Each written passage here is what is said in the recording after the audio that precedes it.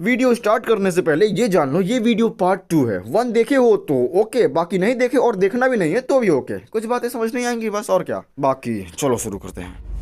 उसी बीच Plummer headquarter के jail में डॉक्टर एनिमो अपना पागलपन दिखा रहा था कि अचानक उसका एक टेडी बोल पड़ा। टेडी एनिमो को कहीं ले जा रहा था। उसने प्लमर सेल का दरवाजा खोल दिया और एनिमो को उसका एंटीना दिया, जिससे वो एनिमल्स को कंट्रोल करता था। अब तक प्लमर को पता चल गया और सिक्योरिटी एनिमो के पीछे लग गई। पर वो टेडी चलता फिरता एक वेपन था। उसकी मदद से एनिमो सबको चकमा देकर मेन एग्जिट तक पहुंचा। पर वहाँ उसका इंतजार बेन टेनिसन और रुक कर रहे थे। और तभी उस टेडी ने एनिमो को बताया बेन ह्यूमंगस बनने की ट्राई करेगा पर उसे अपग्रेड मिलेगा। और सेम ऐसा ही हुआ, और ये इसीलिए क्योंकि ये फ्यूचर से आया है। डोंट वरी, सब समझ आएगा, देखते रहो। तो अब उसने एनिमो से एक ग्रेनेड टाइप कुछ बेन की तरफ फिकवाया और उसी बीच वो एनिमो को लेकर वहां से निकल गया, जहां एनिमो का मुलाकात हुआ अपने आप से, फ्यूचर एनिमो से। उसी ने वो टेडी एनिमो के सेल में टेलीपोर्ट किया था, जो कि एक गोरेला के बॉडी में था। बेन इससे पहले भी लड़ चुका है, याद है ओरिजिनल सीरीज में जब ग्वेंडोलिन बेन ग्वेन को ग्रैंडपा के बर्थडे के लिए फ्यूचर में ले गई थी। तो फ्यूचर एनिमो प्रेजेंट में इसीलिए आया है क्योंकि सरकार इस समय एआरसी प्रोजेक्ट में, जिसमें अर्थ के सभी जीव के डीएनए स्टोर हैं, ताकि फ्यूचर में अगर कोई जीव एक्सटिंक्ट हुआ तो उसके बैकअप डीएनए से उसे वापस लाया जा सके।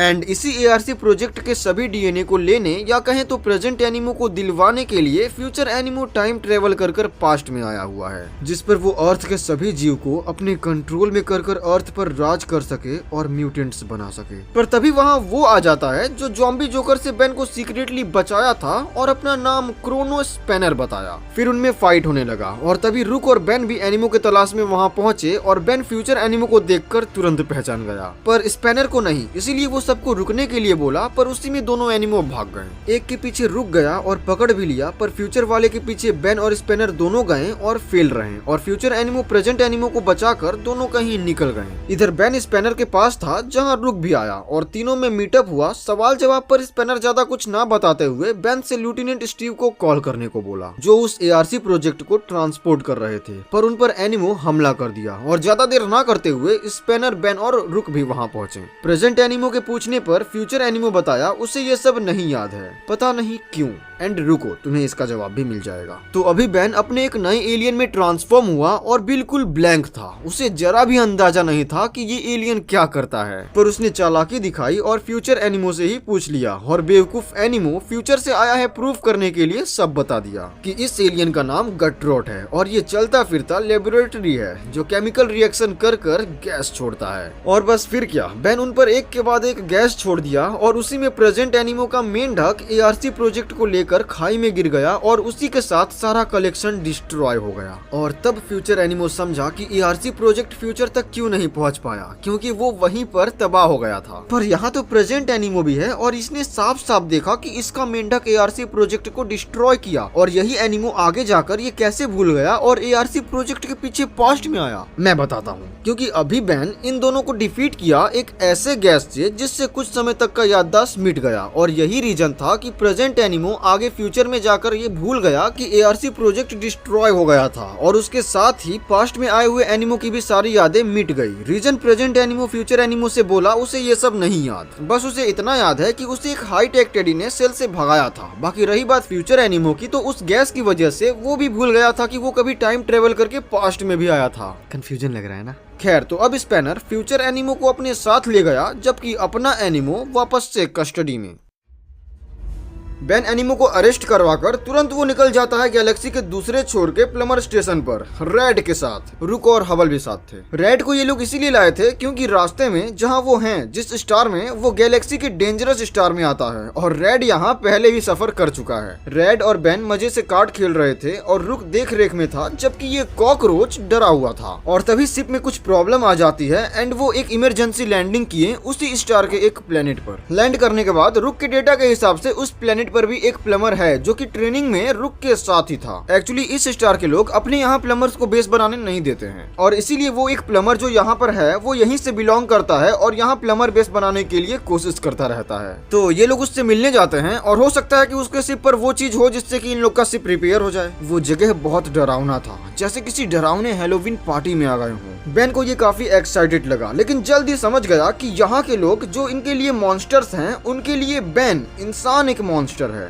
वो बेन से डर रहे थे, जिस पर फिर रेड और रुक बेन को समझाएं और आगे का सफर शुरू किए। लेकिन सफर के बीच में कोई उन्हें एक एक करके गायब कर रहा था। बेन ये पहली बार में ही नोटिस कर लिया, बट इग्नोर कर रहा था कि जो होगा वो एंड में सामने आएगा ही, और आया भी। एक मम्मी लाइक एलियन जो बेन पर अटैक कर दिया। मीनवाइल उसी प्लेनेट के किसी और जगह हम जी स्केयर को देखें, घोस्ट फ्रीक। एक्चुअली बेन के पीछे कुछ ऐसा था जिसके पीछे जी स्केयर पड़ा था। इधर बेन उस मम्मी को डिफीट कर रहा था, पर यहाँ के लोगों से कैसे बचे? उसके इंसानी रूप को वो लोग मॉन्स्टर समझ रहे थे। लेकिन उसी बीच वहाँ वो एक प्लम्बर आया और बेन को उनसे बचाया और उसे अपने बेस ले जाकर शिप को ठीक करने के लिए जो चाहिए दिया। जिसके बाद वो बाकियों के तलाश में निकल गए। वहाँ ज्यादा मुजरिम नहीं रहते थे, इसीलिए उन्हें खोजना आसान था। पर वो मम्मी फिर से उन पर हमला कर दिया, लेकिन बेन उसी के आइडिया से उसी के बैंडेज का एक जाल बनाकर उसे उसमें फंसा दिया। पर उधर इनके शिप में अभी जी स्केयर गया और उसमें डॉक्टर विक्टर था। फ्रैंकेनस्ट्राइक एक्सपेरिमेंट। पर विक्टर शिप में क्या कर रहा है ये सब पता चलेगा, जस्ट वॉच। तो जी स्केयर विक्टर को आजाद कर दिया और तब तक वहाँ बेन और बाकी भी पहुंच गए। पहुंचते ही उनमें फाइट शुरू हो गया और उसी में जी स्केयर बताया बेन ने तो उसे लेजेडोमिन में कैद कर दिया था। पर जब डार्कस्टार ग्वेन की मदद से लेजेडोमिन से मैना एक्सट्रैक्ट किया, उसी के साथ वो भी अर्थ पर आ गया, पर बहुत कमजोर था। इसीलिए उसने अपने कुछ पुराने साथियों से मदद ली और प्लमर को कंट्रोल करके विक्टर के बॉडी को रेड के शिप में रखकर खुद भी हो गया।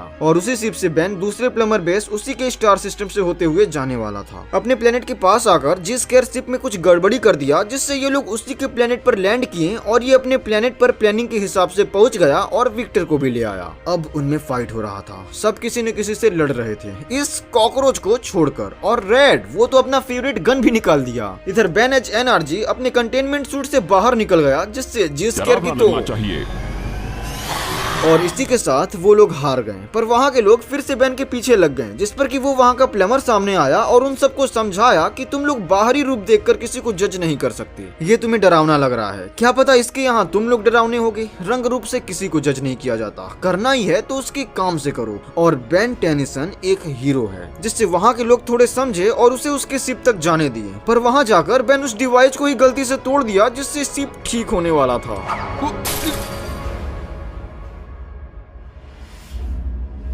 और अब वो दोबारा से वहां फंस चुके थे। मीनवाइल जिस कार के महल में अभी चार्मकास्टर आई उससे अपना अल्फा रियून वापस लेने, जिससे वो कुछ बड़ा करने जा रहा था। चार्मकास्टर उस पर अटैक करने ही जा रही थी कि तब से जिस कार उसको टेलीपोर्ट कर देता है बेन के बाथरूम में, जिसको एक बहुत बड़ा वाला पिंपल हो रखा था। भूलना मत, अब भी बेन लोग वहीं पर हैं और उसके साथ के लोग उससे नाराज हैं क्योंकि उसने वो शिप का पार्ट तोड़ दिया, जिससे वो घर जाने वाले थे। तो अभी चार्मकास्टर बेन के बाथरूम में टेलीपोर्ट हुई और अपनी बैग से बात कर रही थी। उसका मिजाज बिल्कुल बदल सा गया था। बेन उसको देखकर तुरंत स्वॉर्म फायर बना और जल्दी रिवर ट्रांसफॉर्म हो गया और अब तो उसका पिंपल और भी बड़ा हो गया था। तब तक वहाँ रुक भी आ गया और वो चार्मकास्टर को जानता था। ग्वेन ने उसके बारे में उसे सब बता रखा था। तो चार्मकास्टर को चाहिए जिस कार से उसका अल्फा रियून, और बेन को भी जिस कार पर अब शक होने लगा था। इसीलिए चार्मकास्टर के कहने पर बेन उसके साथ होकर जिस कार को हराने निकल गया विथ रुक एंड होबल। पर बेन का एक प्रॉब्लम था, वो बाहर निकलता तो लोग उसे मॉन्स्टर समझकर भगाने लगते। तो चार्मकास्टर ने लोगों का ध्यान भटका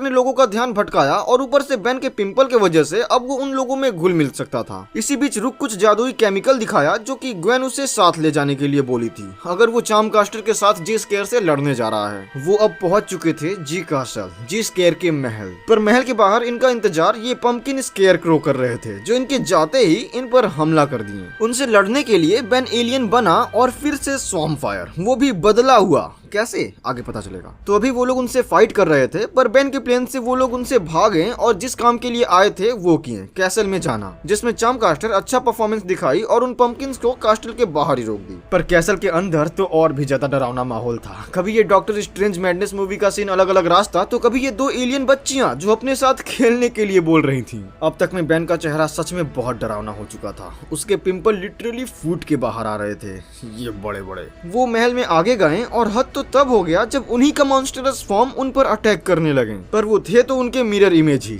टूट गए और ये सब पहुंचे जी स्केयर के पास, जो अल्फा रियून में से पावर एक्सट्रैक्ट कर लिया था और चार्मकास्टर को उसे लेने दिया और उन्हें टेलीपोर्ट लाइक कुछ कर दिया। और वो पंपकिन स्केयर क्रो फिर से आकर उन पर हमला करने लगा। और तो और चार्मकास्टर भी उस अल्फा रियून जो कि पूरी तरह से बेकार नहीं हुआ था, उससे फिर से पावरफुल होकर उल्टा बेन पर ही अटैक करने लगी। लेकिन उसी बीच कुछ ऐसा हुआ।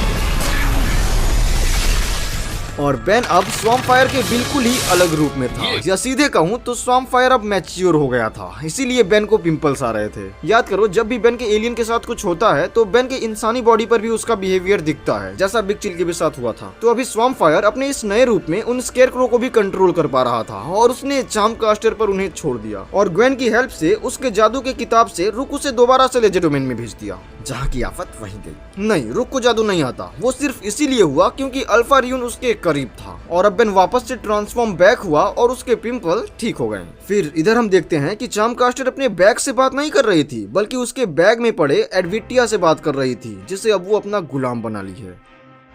तो अब फाइनली ये लोग वहां से निकल रहे थे। मीनवाइल उधर जिस्केर किसी लॉर्ड ट्रांसिल को दोबारा से उसके अवशेष से जिंदा कर रहा था अल्फा रियून के पावर से। वहीं विक्टर बताया लॉर्ड ट्रांसिल और उसके लोग उसके लोगों को गुलाम बनाकर रखे थे, इवन वो उन्हें खाते थे। ओवरऑल विक्टर को नहीं पता था कि जिस्केर का प्लान है ट्रांसिल को जिंदा करना, और अब जब उसे पता चल चुका है तो वो अब थोड़ा रूखा हुआ था। तो जैसा कि बेन लोग ऑलमोस्ट निकल ही गए थे कि अचानक ओमनीट्रिक्स में से आवाज आती है, जीव का अंश मिला है।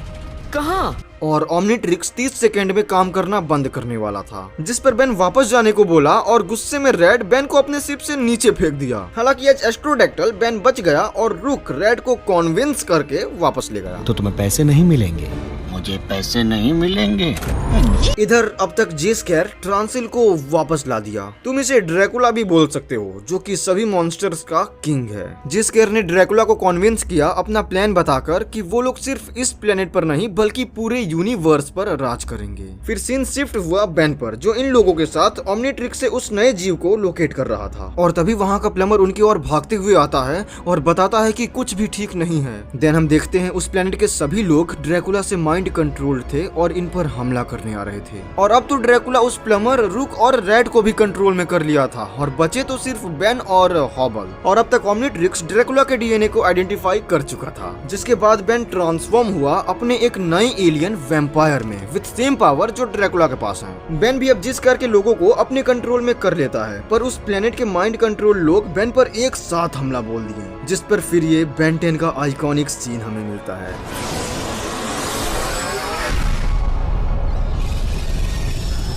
उसके बाद बेन हॉबल के साथ जिनको माइंड कंट्रोल किया था लेकर भाग जाता है और प्लान सोचने लगता है और इनसे जबरदस्ती जी कासल का रास्ता उगलवा लिया। इधर जी कासल में जिस्केर ड्रैकुला के क्लोन को उसे दिखाया और बताया उसके स्पीसीज को फिर से जिंदा करेगा और यूनिवर्स पर राज बेन तुम्हें रोकेगा। जिस पर जिस्केर बता ही रहा होता है कि महल के बाहर कितनी सिक्योरिटी लगी हुई है कि तब से बेन रेड के शिप से डायरेक्ट लैंड करता है महल में। और अब उनमें फाइट शुरू ही हुई थी कि ड्रैकुला बेन को हिप्नोटाइज करने लगा, पर एक वक्त पर बेन माइंड कंट्रोल हो भी गया था पर अपने मजबूत इरादे से बच गया और रिवर्ट ट्रांसफॉर्म हुआ, जिसकी रोशनी से ड्रैकुला का हो या वैम्पायर को हर्ट हुआ। पर अब बेन अपने ह्यूमन फॉर्म में था और जिस्केर के कहने पर वैम्पायर उसे अपने कंट्रोल में करने जा रहा था डॉक्टर विक्टर से पकड़वा कर। लेकिन विक्टर पास्ट को याद किया और फ्यूचर के बारे में सोचा कि अगर वैम्पायर फिर से राज में आया तो उसके लोगों को फिर से गुलाम बना देगा, और यही सोचकर वो बेन को उससे बचा लिया। मुझे तुमसे भी ज्यादा उस बेवकूफ व्लाडार्स से नफरत है। और इसी के बाद हॉबल, जो कि शिप में भाग गया था, उन सब पर लेजर अटैक करने लगा। पर उसी में वैम्पायर बेन को खाने की फिराक में था, जिस पर बेन एक बार फिर ओमनीट्रिक्स इस्तेमाल किया और उसके लाइटनिंग से वैम्पायर की झुर्रियां निकल आई। पर अभी तो शुरुआत था। बेन ट्रांसफॉर्म हुआ था एटॉमिक्स में, जो न्यूक्लियर फ्यूजन से वहाँ एक छोटा सा स्टार बना दिया, जिससे जिस्केर तो वहीं खत्म हो गया और वैम्पायर भी सूख गया और उसका जिम्मेदारी विक्टर अपने कंधों पर ले लिया। एंड अब बेन उस स्टार को वैसे ही छोड़कर रिवर ट्रांसफॉर्म हो गया, ताकि अगर कभी जिस्केर अपने एटम से दोबारा जिंदा होना चाहे तो उस लाइट से फिर से खत्म हो जाए। एंड इसी के बाद रुक, बेन, रेड और हॉबल वहाँ से निकल गए और विक्टर, जो कि वैम्पायर के साथ स्पेस में था और उसे सूरज की ओर लेकर जा रहा था। या इस सीजन में 8 ही एपिसोड, बाकी का 2 एपिसोड जो बचा है उसको as a movie break down करेंगे, ठीक है। तो अगर अभी तक वीडियो देख रहे हो तो चैनल को सब्सक्राइब करो पहले, देन उसके बाद वीडियो को लाइक करो, ठीक है। और अपना फेवरेट मोमेंट कमेंट में लिखो, ठीक है। बाकी मिलते हैं अगले वीडियो में।